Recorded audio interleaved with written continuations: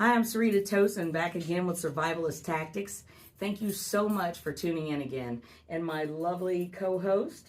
My name is Evan Foster. I'm with the Comedy Club of Columbia and partner up advertising. Yeah, we're glad to be back. I'm glad you tuned in. We got some great things we're going to talk about today. So I'm going to turn it over to Evan, and we're going to continue where we left off.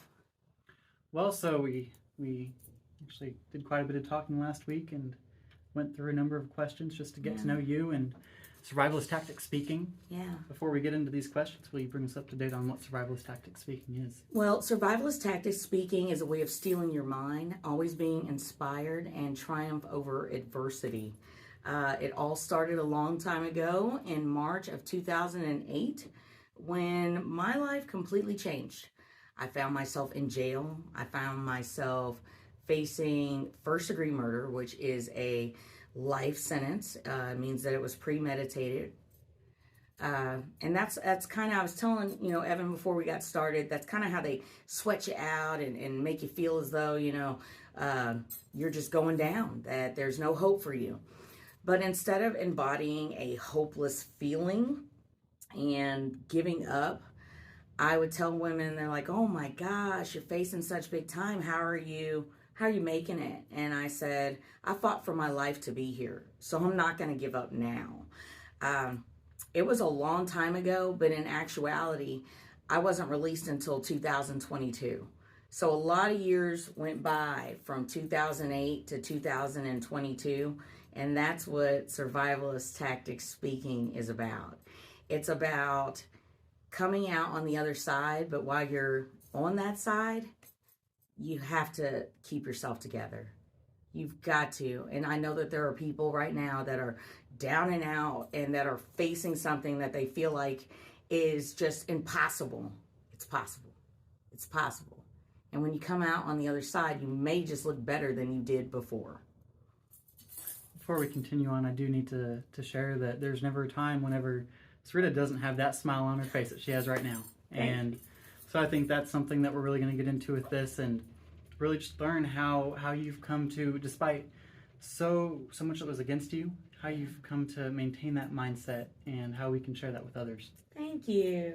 So, yeah. How would you define mindset? Mindset is this. You've got to know who you are. You've got to know, if not in that moment, you're not who you want to be, where you want to be. And you got to act like it. I wasn't the toughest person in the world. I had strong faith. And, I was praying, in some situations, I was praying that I could be tough, that I could embody something just to get me through. So I know in rehab, they often say fake it to make it. It's not so much faking it. It's in your mind, you're saying, hey, I'm going to make it. In your mind, you have 14, 13, 12, 11, 10, 9, 8, 7 years still ahead of you. 6 years still ahead of you. 5 years. Just the fact that someone knows that they have 5 years left is exciting in that world. So I was excited to know that I'd made it down to 5 years and I'd already been there 9. That is a mindset. Once I got through, and I know we talked about last time, being, just angry and frustrated, but it was more so depressed. But I didn't want other people to see that. I didn't want them to think that I was weak. So in my mind, I always thought that when I get out, it's not going to be this way. It's not going to be this way. It's not going to be this way. And guess what? It wasn't. Seems to get a lot of reaffirming going on there. Yes. And it seems like, and I'm not afraid to talk about God, He would send people into my life at my worst times. And I remember I had this roommate, and she was almost small enough to be a midget. She was super short. She was just, kind of maybe odd or whatever. And I just didn't think that, it was just so many people had come in and out of my life. And I never want to say someone is of no consequence, but I never would have expected this situation to happen. So I had, been around some people for so many years, and I just didn't want to be around anything or anyone that was just not on the path to success in my mind. If they weren't, actively acting like they were going to get out the next day, I didn't want to be around them.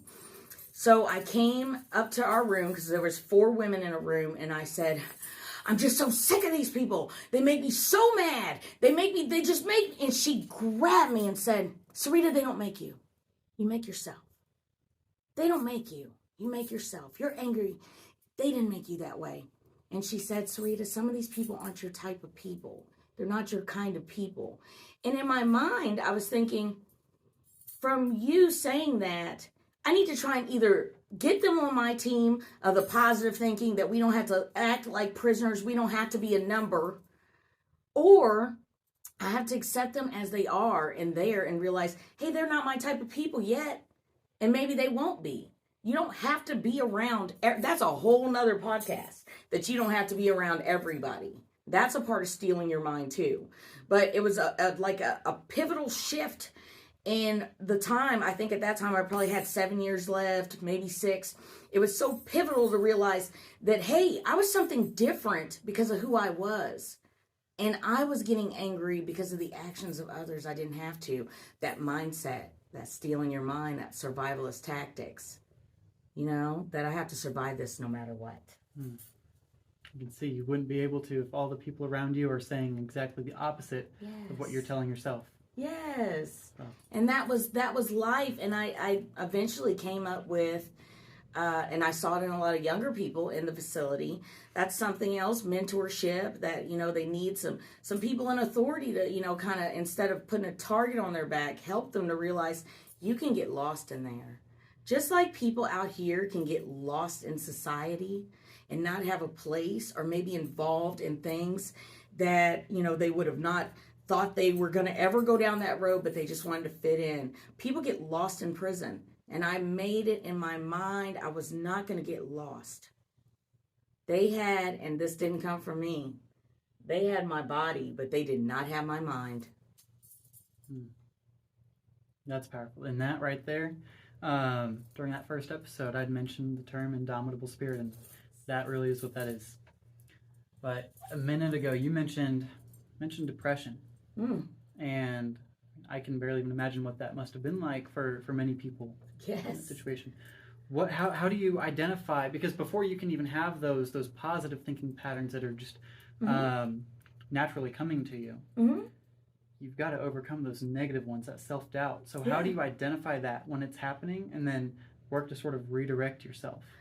Let me tell you, it was other individuals, other women that said, Syreta, you're depressed. I remember there was a period of time when they said, you're going to get bed sores from laying in that bed. I would get up, I would go to my job, you know, in prison you had a job, and I would shower and go home and just lay in the bed. We could have a television. And I remember I had this one super mean roommate that said, your family just wasted their money on that television. You never watch it. And I still don't watch a lot of TV. But I would just come in and lay down and sleep and sleep and sleep. My body was depressed. And it came from, in my mind, as I think I told you, when I got to prison, they gave me a piece of paper that said I wasn't even eligible for a decade. So it laid on me, and it laid on my spirit. It held me. And exactly how it came off of me, I can't quite tell you, but I realized early on people were looking to me to be like a leader, to spread positivity, and I didn't understand why. And to this day, I really still don't understand how I can help people. I just know I want to be friendly, I want to smile, I want to uplift, I want to encourage. But they would come by, these same, you know, like 5, 6 people that lived on my wing, and they're like, hey, you're depressed, you need to get out, you need to do something. I'm like choking back tears, because there was a program, and it was Long Timers Group, and they sent out a flyer to everyone that had 15 years or more. And I got the flyer, and I said, I'm going to go to this. I'm going to go to this. So I went that night, and instead of coming home from work and laying down, I went, and we had these mirrors, you know, in the bathroom. And a friend had given me some makeup, so I put it on and, you know, did something with my hair. And, like, this girl who never talked to me, her name was Quanda, I think that was her nickname. I think her real name was Shaquanda, came up. She said, it's about time you did something with yourself. where are you going? And I said, I'm going to this group for people who have a long time in here. And I'm going to see what that's about. I'd like to hear more about that sometime.